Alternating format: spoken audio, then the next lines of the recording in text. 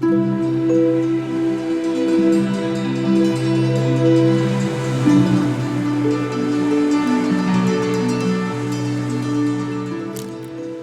had £60 left, so I went to the airport and then I flipped a coin and went to Portugal, and I ended up selling timeshare in Portugal. Which is then on a Sunday afternoon we had a team meeting and 2 guys came in, one of which was Kaine's dad, Paul. He whispered something in my ear which I thought was quite arrogant, and I ignored him for about 6 weeks, and then we were at a club and I had a few drinks, so I tapped him on the shoulder and asked for proof. 4 months later I said, "Oh, I think you should know I'm having your baby."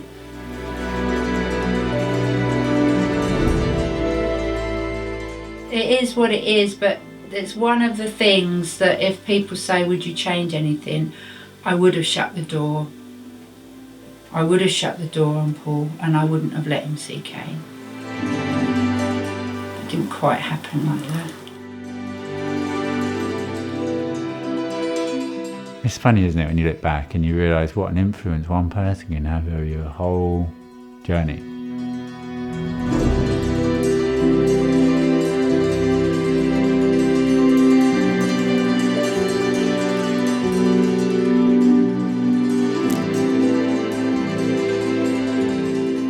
I was a young mum with a new baby, living in Madeira. Having children changes you. You don't want to keep moving around. You want to have a structure, which is what I wanted, and Paul didn't want to do that. He wanted to keep travelling here and there and everywhere. So I snuck out and left him, didn't tell him, because he wouldn't have let me go. I snuck out. I sold some jewellery that I had to get the ticket for the plane. Ran away.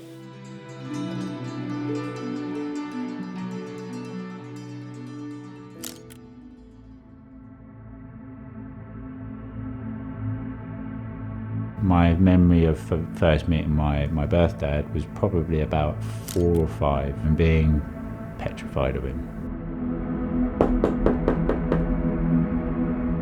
There was a knock at the front door and it was Paul, it was Kaine's dad, saying, "You're not going to take my son away from me, you know." There's this big man that I'm being told is my father, and he's very insistent and quite forceful that you are my son and you will be this way and do this. And he didn't sort of know who I was anymore, you know. He sort of seems a bit, and that sort of hurt me, that did.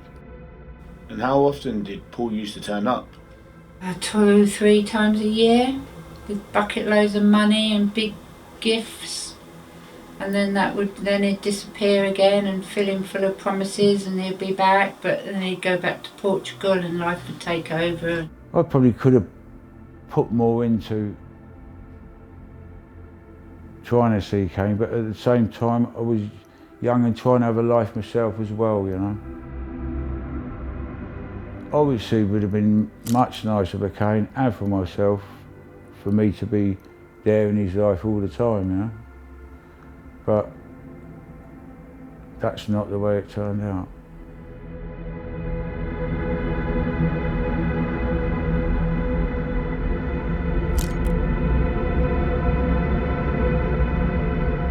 some of the most vivid memories, as I'm sure that most people could relate to, are the traumatic ones. As a kid, I used to love Spice Girls. And I was in the back of my dad's car in Portugal, and I started singing.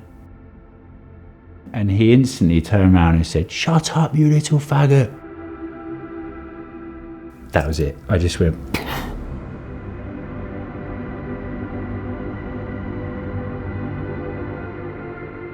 When it would be time to stand in front of the class and read a line out of the book, I couldn't do it. I'd just freeze, just close down.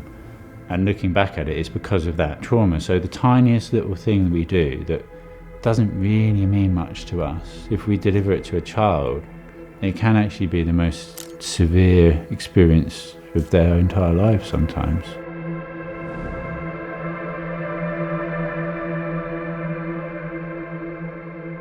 another time that really stuck out was I started playing rugby when I was about 12. The following year he came up to see me and to watch me play.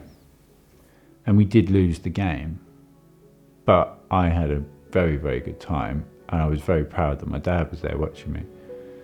And at the end of the game, and this is one of my most vivid memories, I ran up to him, like, "Hi, Dad."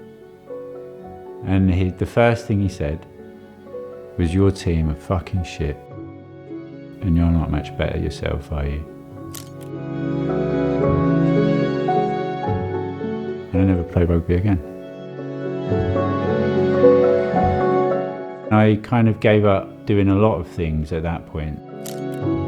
And I remember doing my GCSEs. I went from being in the top of every class to being in the lowest group, and didn't have any education for the last year and a half. And yeah, I left school and I went and got a job tiling. And then again, I spoke to my dad.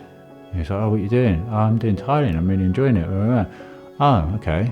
How much are you getting for that?" And it was like, just left school, doing it as a kind of apprenticeship thing. I was £35 a day, I think it was. And it's like, "Oh, fuck that. I wouldn't bother getting out of bed for less than 50 grand a year." And I was like, "All right, I won't." And I left, quit, stopped. And then didn't do anything again because he told me to. Went to college and did plastering. And then just when it got to the point where everything seemed to be going well, the past was gone, and I'd fully accepted it all and the fact it was gone without having actually looked at it.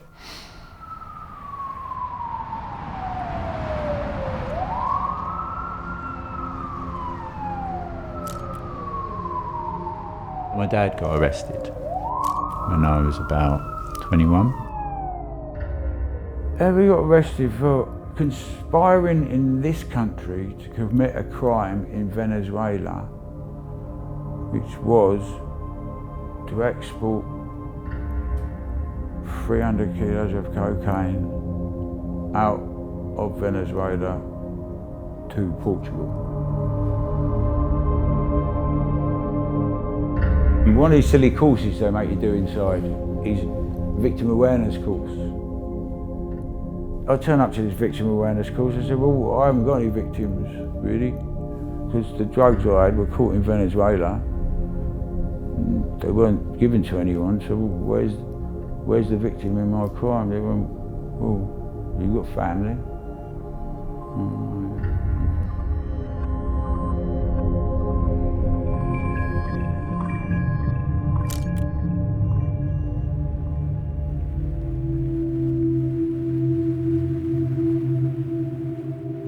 And it was shortly after that the second big event around that period of my life came with the death of my granddad.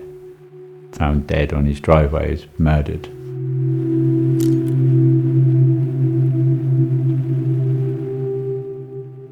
And I did the same thing that I always did, which was to brush off the shit and deal with it for everybody else, to be that pillar, to be that support, and to try to be there to ease my mother's pain and suffering as much as anything. So I never really addressed all of my issues from the past. And then they just kept, just another one, add it to the pile.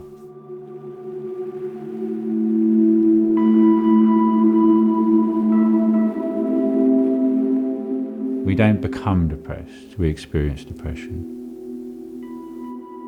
So I experienced depression, and I crumbled.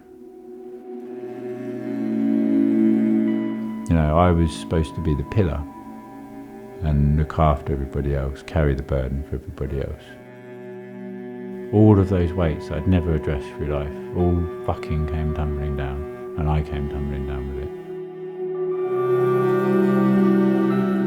it. So, I was driving to work, and there was a lorry coming the other way about,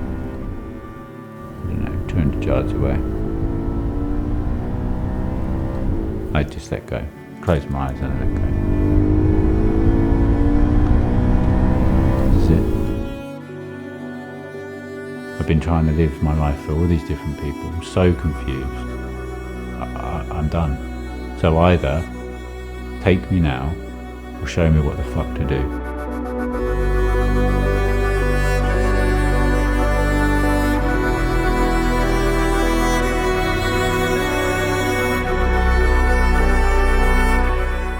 As soon as I thought that, like, that's it, I saw my son.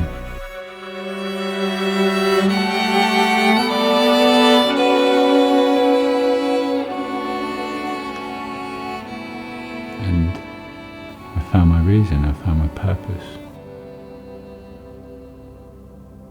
You know, don't get me wrong, it wasn't as if a switch flicked and I was enlightened, but I found my why. For me, I got to a point where it was required. I had to let go of all of the weights of old and everything else. I had to empty my vessel, as it was, to then be able to fill it up again. I had to take down that old building to have the materials to build the new from. And although it was the cause of my suffering, it was also the cause of my liberation, because if I hadn't had that amount of time to reflect upon myself and my journey so far, I wouldn't have realised that all those traumatic events were actually the catalyst for growth and the reason that I'm sat here today. And that is the reason that I'm on this mission to bring this information to as many people as possible, focusing more so at present on the support and upliftment, the unionship or the camaraderie of men, bringing men to a point where we know it's okay. We know it's okay to be a man who gets things wrong, a man who's not always strong, a man who cries, a man who shares, because it's the release of that old which creates the space for the new. The reason I can free people from their past traumas is because I've freed myself from my own to start with. And these emotions are all there to be experienced. It's not about trying to block out the negativity, it's about accepting it for what it is and then allowing it to flow by. And I'm at a place now where I'm truly ready to stand up for what I believe is right, to be a beacon of light, to be a source of inspiration or guidance in the knowledge that even if it helps inspire one person, that one person could be the person that changes it all. And that person could be you.